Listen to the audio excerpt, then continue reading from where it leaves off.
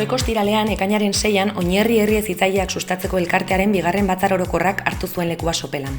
Goiza ongietorri eta ezagutza dinamika batekin hasi ondoren, kontu ekonomikoak 2024ko balantzea eta 2025erako asmoak eta erronkak adierazi genituen. Hirigintzaren eta sexualitatearen lanketa egina dagoeneko.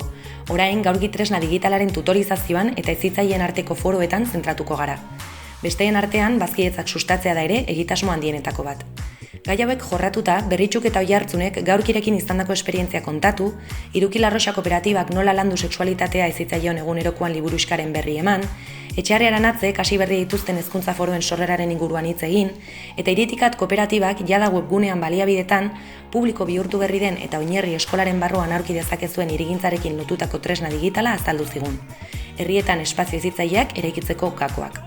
Lehendakariaren hitzek eman zioten bukaera Goizari. Gora Oinierri eta gora Euskal Herria.